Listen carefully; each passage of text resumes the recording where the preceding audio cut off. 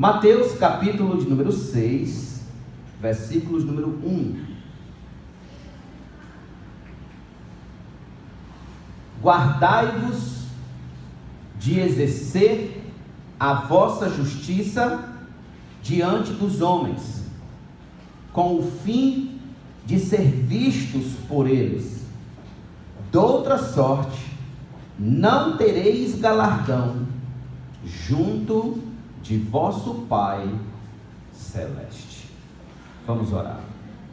Eterno e bendito Deus, te dou graças, Senhor, porque Tu nos preservaste, nos guardaste, nos trouxeste até aqui para louvar e engrandecer o Teu nome, mas principalmente para dar glória ao Teu nome, para render glórias ao Teu nome, como lemos há pouco no livro de 1 Crônicas. Então, Senhor, ajuda-nos hoje no entendimento da Tua palavra, para que assim possamos caminhar temendo o Teu nome, Te adorando em espírito e em verdade. Em nome de Jesus te agradeço, é assim que te peço por Tuas bênçãos, e todos nós digamos amém. Amém. Guardai-vos da fama religiosa. Nosso Senhor iniciou o Sermão do Monte nos trazendo a essência do caráter cristão nas bem-aventuranças, e usando dos elementos sal e luz, nos mostrou, no versículo 13 ao 16, como a nova vida do crente deve influenciar os ambientes em que ele vive.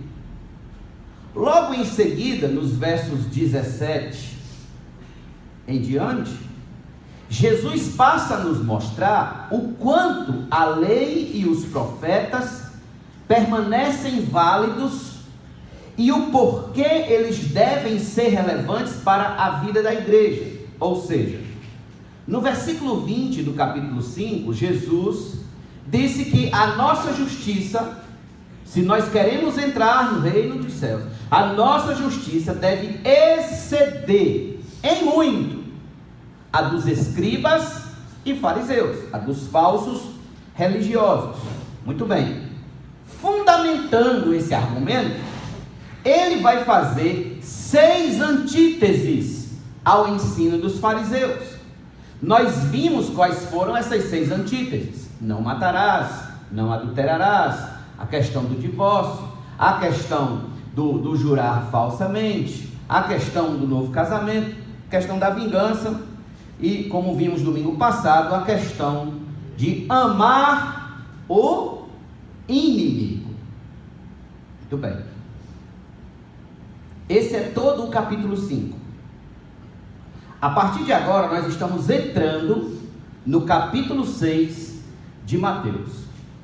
Quando chegamos no capítulo 6 de Mateus, nós encontramos nosso Senhor não mais tratando da vida moral do crente, mas sim das práticas de piedade da vida cristã e dos cuidados que o crente deve ter com as necessidades dessa vida.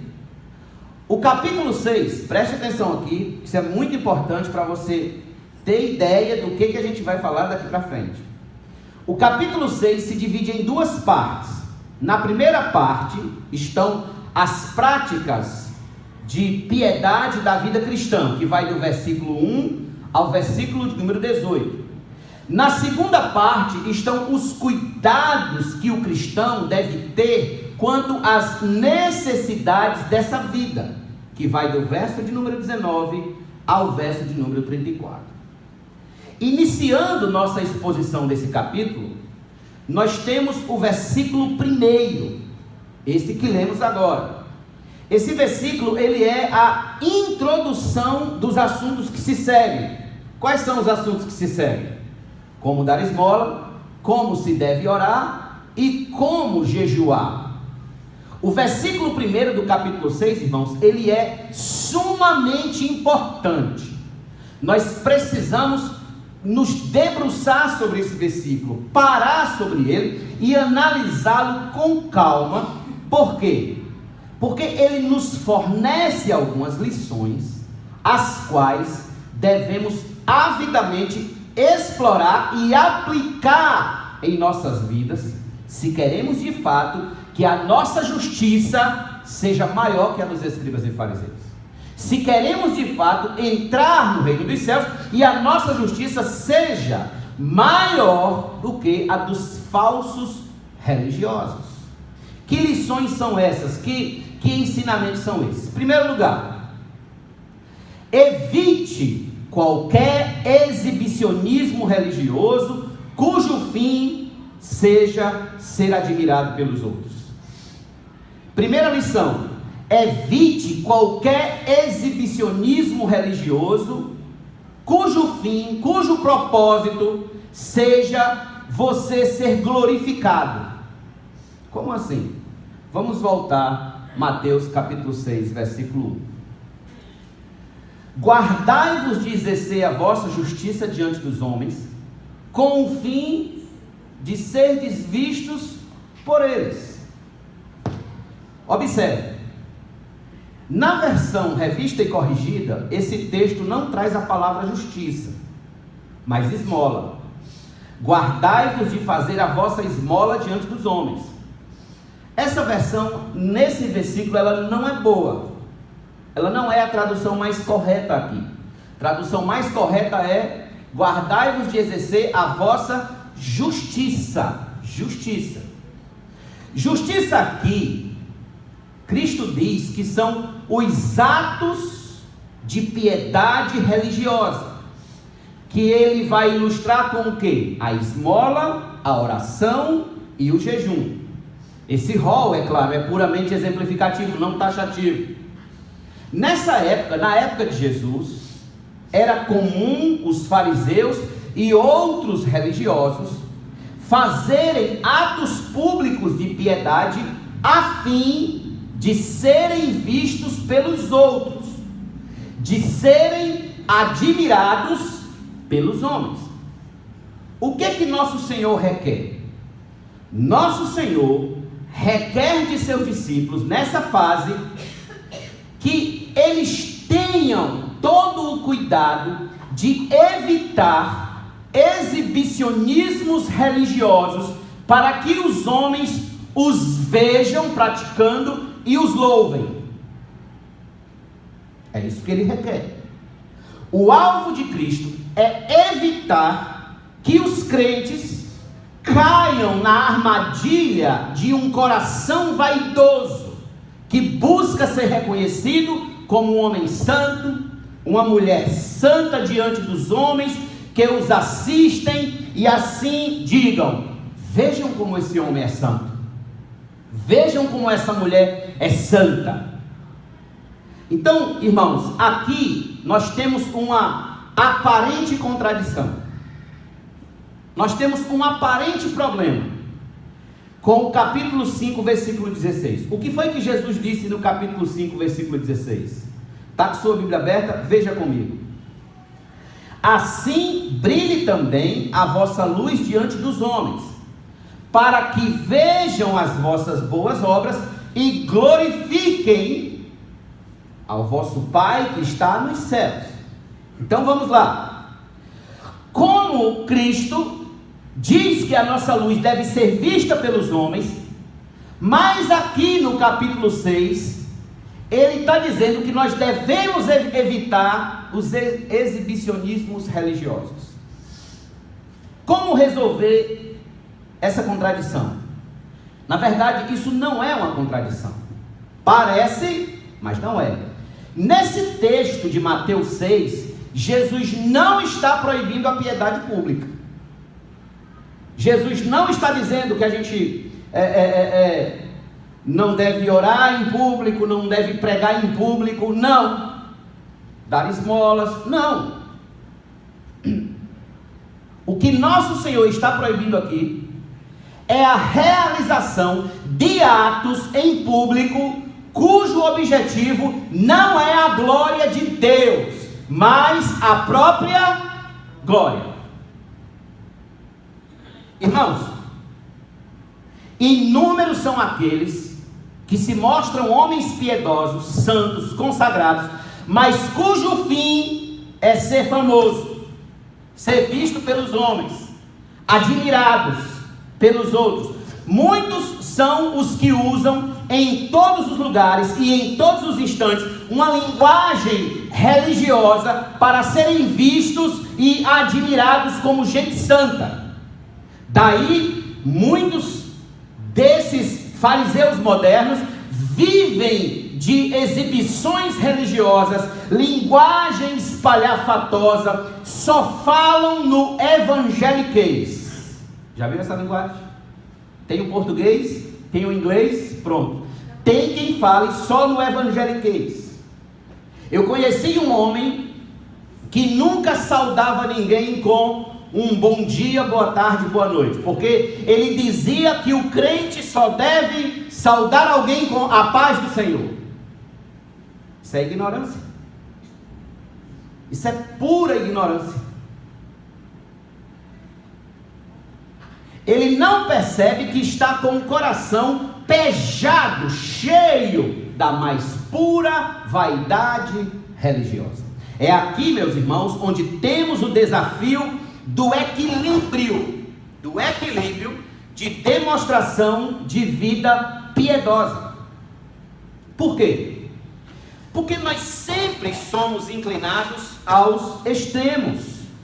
Ou estamos mostrando uma espiritualidade além do proposto pelas Escrituras, ou não estamos mostrando nenhuma. Já perceberam? Nós estamos sempre indo aos extremos, ou de um lado, ou muito espiritual, ou do outro lado, sem nenhuma espiritualidade. Em muitos momentos, nós estamos como Pedro, quando negou a Cristo 3 vezes, tímidos, medrosos, sem fé, acuados, covardes, sem coragem de testemunhar para os amigos do trabalho, da vizinhança, os colegas na família, etc. Noutro momento, nós estamos esbanjando espiritualidade, uma espiritualidade tal que leva o evangelho muitas das vezes ao ridículo. Esses dias me reclamaram que um determinado indivíduo não sabia discernir em que grupo de WhatsApp ele estava. Por quê? Porque num grupo exclusivo para questões do trabalho, ele mandou em menos de 1 hora 37 mensagens evangélicas tiradas do aplicativo Pão Diário. 37. Sabe aquelas mensagens que toda manhã chega para você? Toda manhã está chegando no seu WhatsApp. Toda manhã. Pobre homem, buscando se mostrar espiritual, ele mais prejudicou a boa pregação do evangelho do que ajudou. Todos nós, irmãos, temos um pouco desse homem exibicionista. Todos nós temos um pouco de Pedro antes de negar a Cristo, e temos um pouco desse irmão exibicionista que manda 37 mensagens em 1 hora, tentando se mostrar espiritual, tentando se mostrar consagrado e santo. Qual é o ponto de equilíbrio? O ponto de equilíbrio é que saibamos discernir os tempos. Como assim? Saibamos discernir o tempo de agir com piedade pública e o tempo de não agir. John Stott, citando um autor chamado A.B. Bruce, disse que ele resumiu bem a questão quando disse que, quanto à nossa justiça, devemos mostrar quando tentados a esconder, e esconder quando tentados a mostrar. Preste atenção nisso. Quanto à nossa justiça, os nossos atos de piedade, devemos mostrar quando somos tentados a esconder, e devemos esconder quando somos tentados a mostrar. Ouça, você não precisa mostrar que uma luz está acesa. Você não precisa apontar para a luz, olha, está acesa. Por quê? Porque sua luminosidade é absolutamente suficiente para que todos percebam que ela está acesa. É natural, perceptível, sem qualquer necessidade de anúncio de que ela está acesa. A grande questão aqui é justamente essa: que a nossa luz brilhe naturalmente, sem que precisemos jogar confetes sobre nossas ações religiosas, de piedade, de justiça. Deus será glorificado exatamente em que se perceba o quanto somos santos, diferentes, sem que sequer digamos uma palavra, sem que sequer fiquemos com verborreia religiosa. Você não precisa dizer que não mente porque é crente, basta que você não minta. Você não precisa dizer que é honesto porque é crente, é cristão, basta que você seja honesto. Você não precisa anunciar que não fala palavrão porque é crente, basta que você não fale. Você não precisa ficar dizendo que paga ou que compra fiado porque você é crente, basta que você sempre pague, honre seus compromissos. Você não se faz necessário dizer que ama o próximo porque nasceu de novo, não, basta amar o próximo. E todos verão sua luz naturalmente, e logo indagarão: o que leva esse homem, o que leva essa mulher a amar o próximo, até mesmo o seu inimigo, de uma forma tão impressionante? É aí onde encontrarão que Cristo é quem faz toda a diferença na sua vida, que por si só, por si mesmo, você jamais chegaria àquele tão maravilhoso nível de amar o próprio inimigo, mas que algo aconteceu com você, a graça lhe alcançou, o Espírito Santo transformou a sua vida, e essa é a única explicação que você pode dar. Cristo. O que aconteceu com você? Cristo. Somente Cristo. É só assim poderemos dizer junto com o apóstolo Paulo: mas pela graça de Deus sou o que sou. 1 Coríntios 15:10. Portanto, guarde-se, tenha cuidado. Há uma versão que diz: tenha cuidado de quê? De exibições religiosas, essas exibições espalhafatosas, que buscam a atenção dos homens, que só resultam em glória ao seu próprio nome, em glória à sua própria imagem, e não a Deus. Tenha cuidado. A pergunta que surge é: pastor, de que maneira podemos viver piedosamente da forma correta? Como podemos praticar atos de justiça sem que tenhamos como propósito ser visto pelos homens? De que forma conseguirei viver para Deus sem que caia no mesmo erro dos fariseus? A resposta está no nosso segundo ponto. Em segundo lugar, a segunda lição que temos nesse texto: examine as motivações do seu coração antes de praticar qualquer ato de justiça. Examine as motivações do seu coração. Volte lá para Mateus 6 comigo, por favor. Mateus 6. Veja o versículo número 1. Guardai-vos de exercer a vossa justiça diante dos homens, com o fim de ser visto pelos homens. Veja, com o fim, com o propósito. A ênfase aqui, nesse ponto, recai sobre a motivação do coração, que leva à ação, ao fim daquele ato. Uma das coisas que nosso Senhor requer de seus discípulos é que eles não vivam sem examinar seus corações, sem examinar as motivações por trás de cada ação, de cada ato.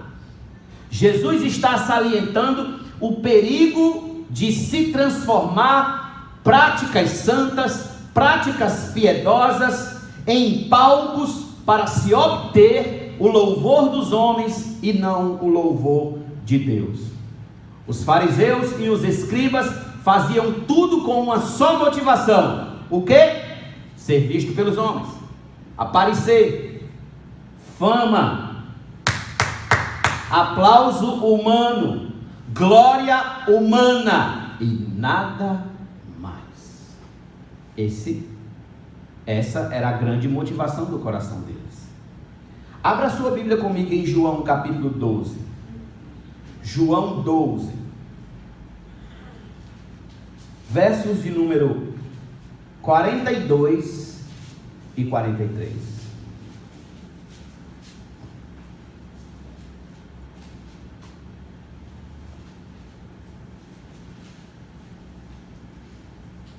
João explicando porque muitas autoridades dentre os judeus não acreditavam, aliás, acreditavam, mas não se comprometiam absolutamente com Jesus e o seu reino.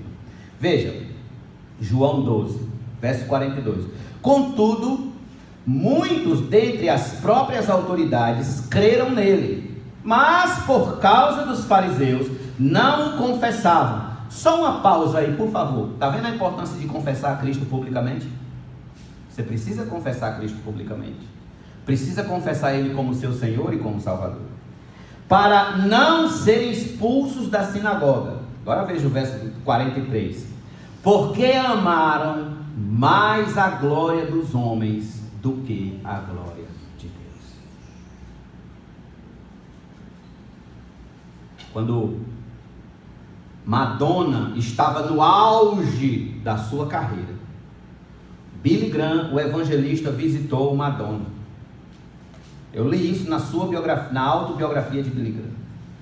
E ela disse para ele: eu sei que Jesus é o Senhor e Salvador, mas eu não posso abandonar a minha fama. Eu não posso. Aqui estavam esses homens, creram no Senhor, sabiam que eles estavam falando a verdade de Deus, mas por amar a glória dos homens,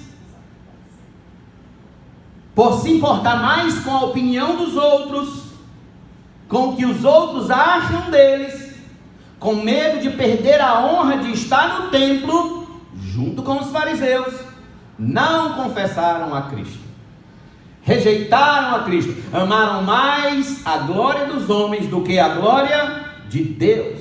Eis a motivação do coração deles: ser louvados pelos fariseus. Era o que eles queriam, ser louvados pelos fariseus, admirados pelos homens.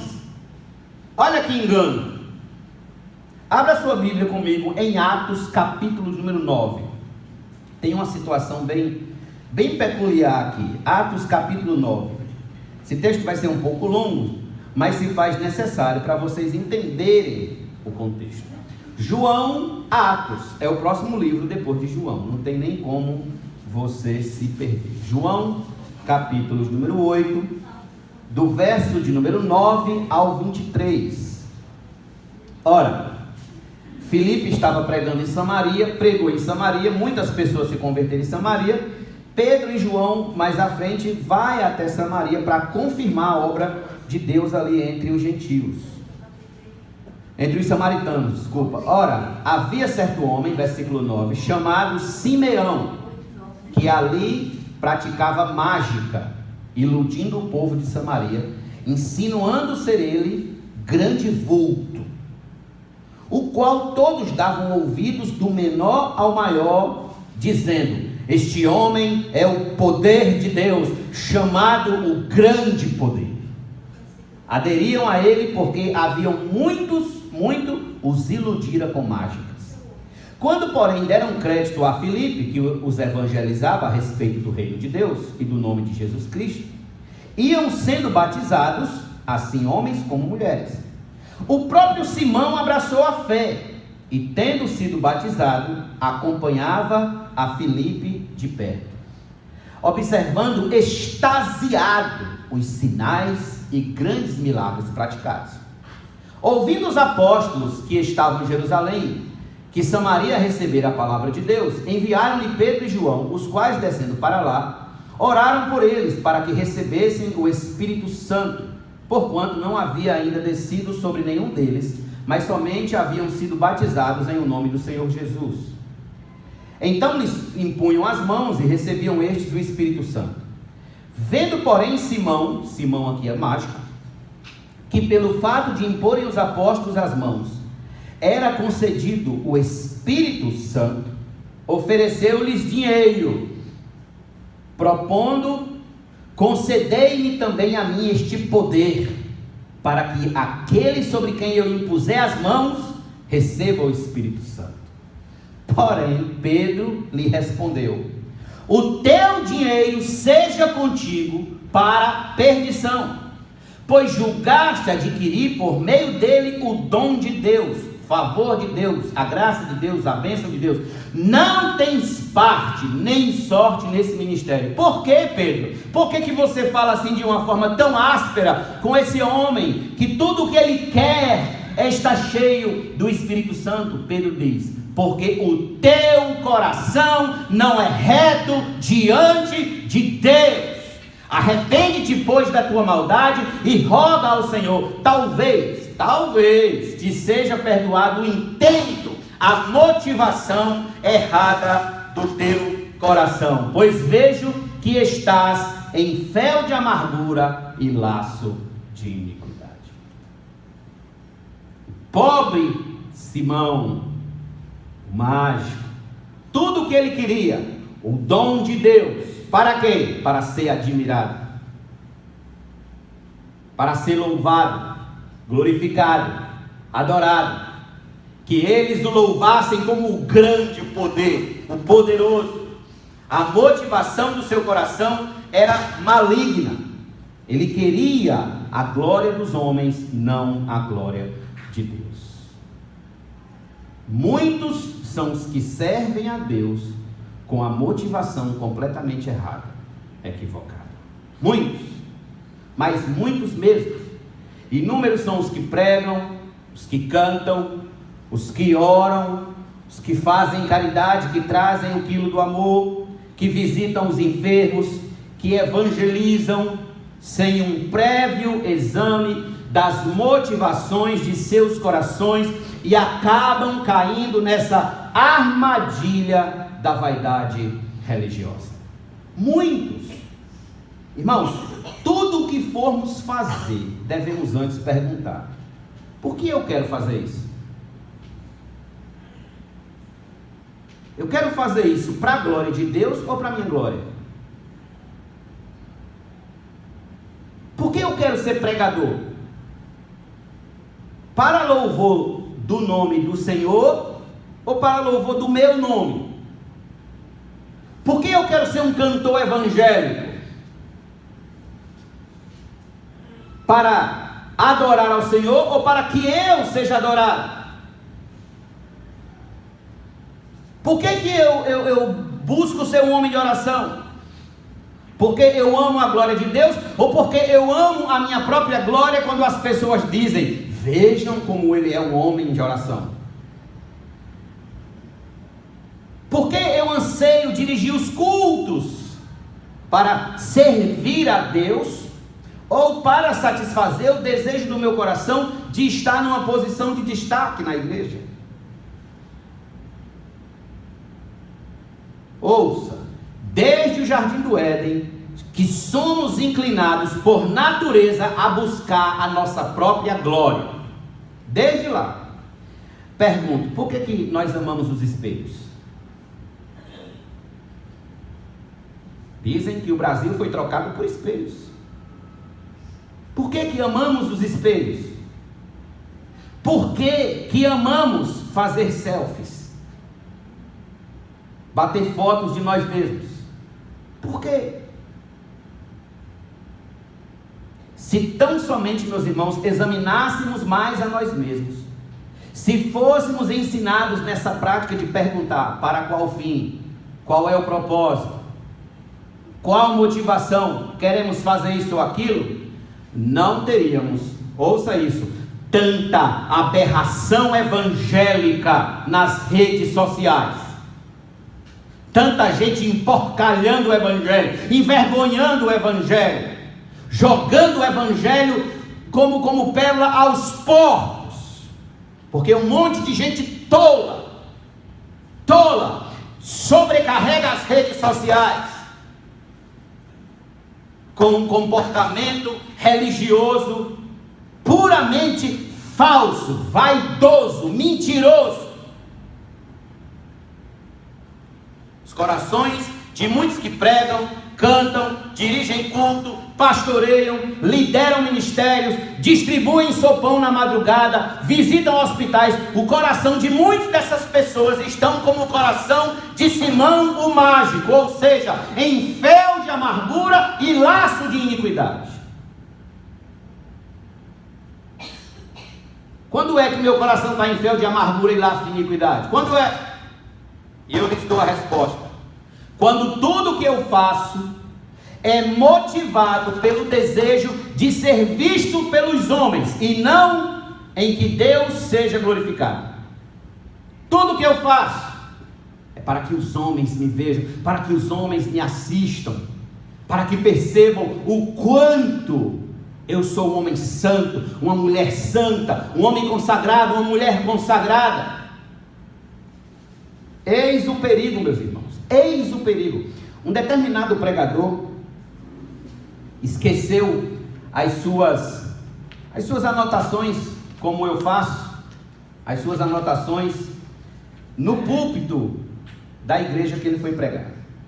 E passou-se alguns dias, o pastor ainda na semana, após aquele domingo, o pastor, quando chegou na igreja, encontrou as anotações daquele pregador.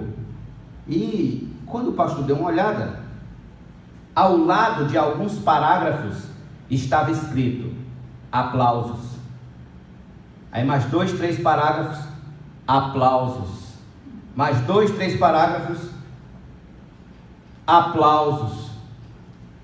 Para quem?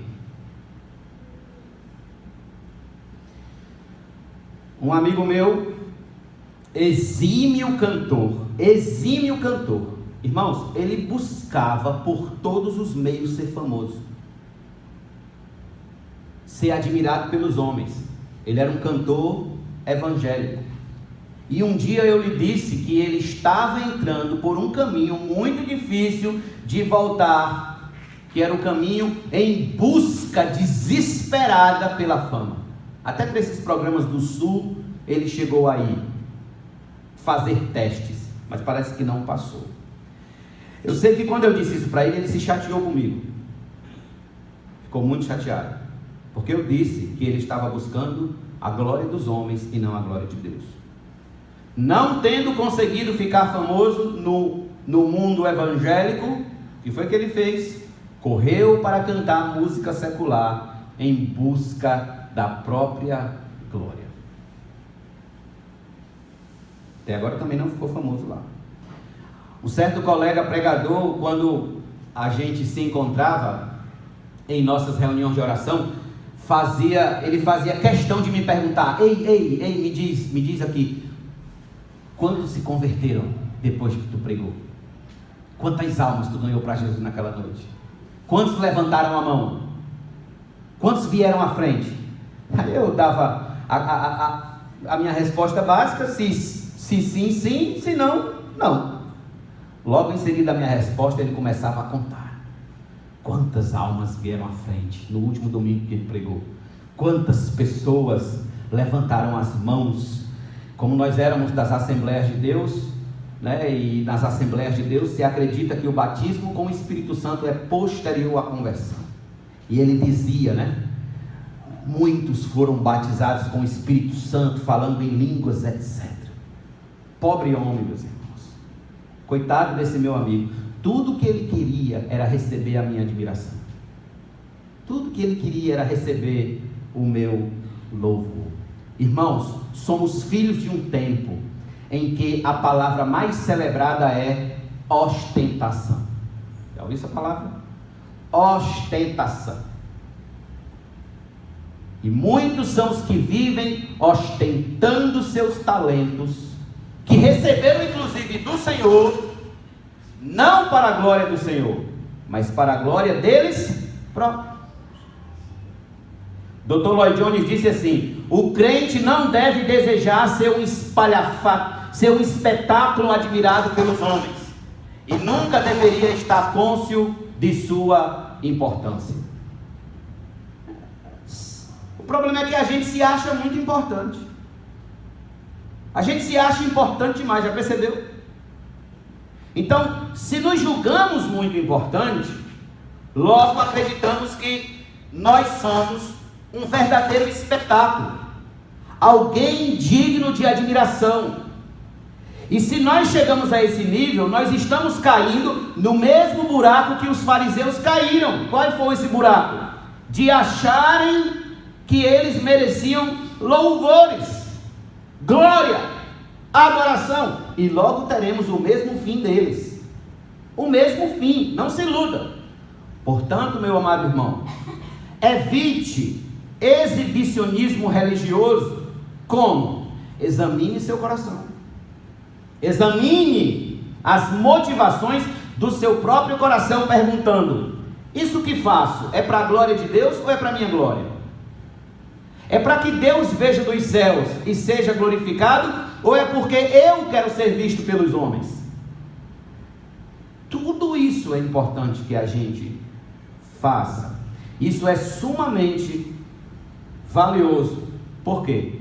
Porque nós temos uma última lição no versículo 1 que devemos, irmãos, guardar, bem guardadinho no nosso coração. Qual é essa última lição? Terceiro lugar, evoque. Evocar significa traga à memória. Evoque sempre à memória que o galardão de Deus pertence àqueles que têm um coração sincero diante dele. O galardão, a recompensa de Deus é para aqueles que têm um coração sincero, transparente, puro diante dele. Volte para Mateus 6, versículo número 1, por favor. Guardai-vos de exercer a vossa justiça diante dos homens, com o fim de ser visto por eles. Doutra sorte, não tereis galardão ou recompensa, dependendo da versão que você está lendo, junto de vosso Pai Celeste. Deixa Mateus 6 aí marcado. Veja, doutra sorte não tereis galardão. Preste atenção. Não há como ter galardão, recompensa junto ao Senhor, se não guardarmos nosso coração da vaidade religiosa. Irmãos, a vaidade religiosa, ela pega tanto jovens quanto idosos. Ela pega a ambos. Ela não pega só os idosos, nem pega só os jovens. Ela pega a ambos. Por isso que nós temos que ter cuidado. Cristo é incisivo em dizer que quem não cuida das motivações do seu coração, que quem vive a buscar a glória para o próprio nome, não terá recompensa junto a Deus. Não terá recompensa na eternidade. Quando nosso Senhor fala da esmola, da oração e do jejum, Ele deixa claro que há aqueles que já receberam a sua recompensa aqui, quando foram admirados pelos homens, quando deram esmola, quando oraram publicamente e quando jejuaram publicamente. Mas esses homens que já receberam a recompensa aqui, que é a admiração dos homens, não receberá nenhuma recompensa, galardão junto a Deus. Fazem boas obras, pregam, cantam, vêm à igreja, mas o coração não é sincero, não é compromissado com a glória de Deus, mas somente com a própria glória, com o próprio bem-estar. Uma das coisas que deveria ocupar muito a nossa meditação no nosso dia a dia, irmãos, é o fato de que Deus está constantemente nos vendo em tudo que fazemos. Deus sabe se seu coração é sincero ou não é. Deus está constantemente. Todos os nossos passos, nossas falas, nossos momentos a sós, nossos acessos na internet, nossos pensamentos estão patentes aos seus santos olhos. Deus sabe qual foi o seu primeiro pensamento hoje, assim que você acordou. E Deus sabe qual vai ser o último antes de você dormir. Simplesmente nós estamos desnudos na presença de Deus. Desnudos. Podemos enganar o próximo, enganar o pastor, enganar o irmão, mas jamais podemos enganar o Senhor. Em Gênesis capítulo 16, versículo 13 está escrito: Tu és Deus que vê. Deus vê. No Salmo 139, verso 7 está escrito: Para onde me ausentarei da tua face? Para onde me ausentarei do teu espírito? Para onde fugirei da tua face? Me diga onde você pode se esconder de Deus. Aqui em Hebreus capítulo 4, venha comigo por favor, Hebreus 4, rapidinho. Hebreus, se você está em Mateus, siga para frente. Hebreus capítulo 4, versículo de número 13. Está escrito: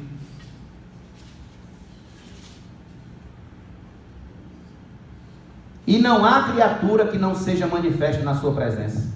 Pelo contrário, todas as coisas estão descobertas e patentes aos olhos daquele a quem temos de prestar contas. Todas as coisas. Irmãos, creio piamente que, se lembrarmos desses textos todos os dias, nós teremos mais cuidado com o fato de que não dá para viver enganando a Deus e ainda por cima acreditando que quando chegar nos céus há de receber recompensa junto ao Senhor. O Senhor conhece o nosso coração. O Senhor sabe o nosso levantar e o nosso deitar. Ele sabe de absolutamente tudo. Ele sabe quando somos sinceros e Ele sabe quando somos falsos. Ele sabe quando estamos preocupados com a sua glória e Ele sabe quando estamos preocupados com a nossa própria glória, com o nosso próprio nome, com a opinião que os homens vão ter a nosso respeito. Um rabino antigo escreveu: há um ouvido que tudo ouve, um olho que tudo vê e um livro onde tudo se registra. Tudo está sendo registrado. Não se iluda. Quem são os que não receberão galardão junto ao Senhor? Quem são esses? E eu respondo: aqueles que não estão buscando a glória de Deus, mas sim a sua própria glória, a glória do seu nome, a glória da sua marca. Pergunto: como posso saber se eu estou buscando a minha própria glória? Como que eu posso saber? Pastor, me diga como é que eu posso saber se eu estou buscando a minha própria glória ou a de Deus? Muito bem, faça algumas perguntas. Aprenda a perguntar a si mesmo. Quando você faz alguma coisa na obra de Deus, você espera elogio dos irmãos? Se você esperar elogio dos irmãos, você está buscando a sua própria glória. Nós estamos fazendo para Deus, para que Deus seja glorificado.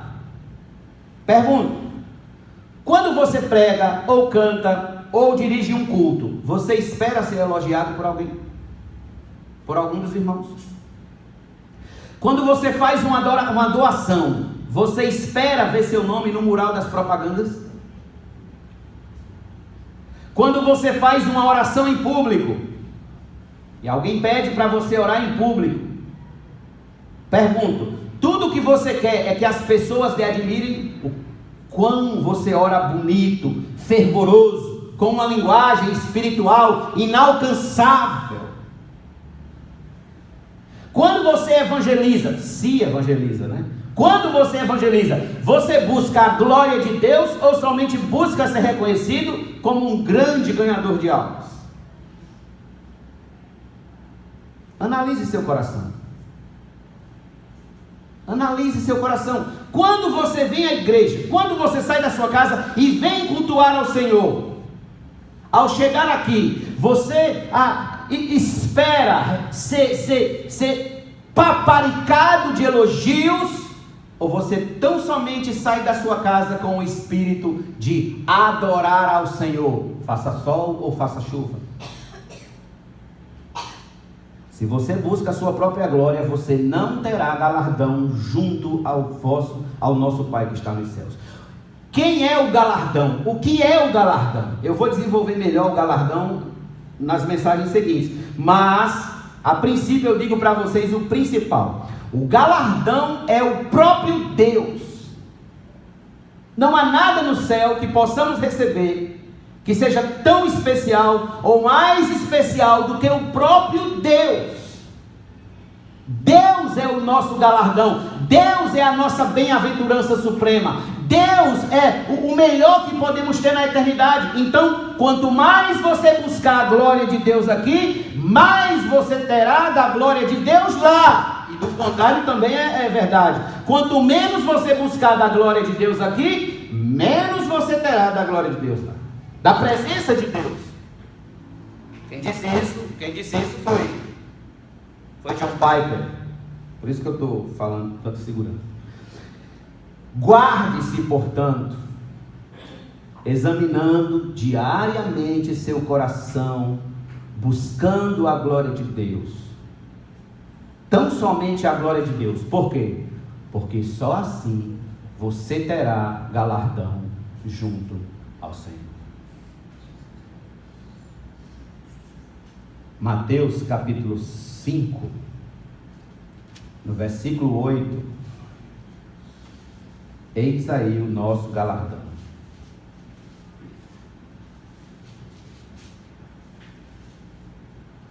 Bem-aventurados os limpos de coração, porque verão a Deus. Essa é a bendita esperança da religião, do cristianismo. Ver a Deus. Pergunto: o que você tem para receber na eternidade? O quanto de recompensa, de galardão você tem para receber na eternidade? Vamos ficar de pé.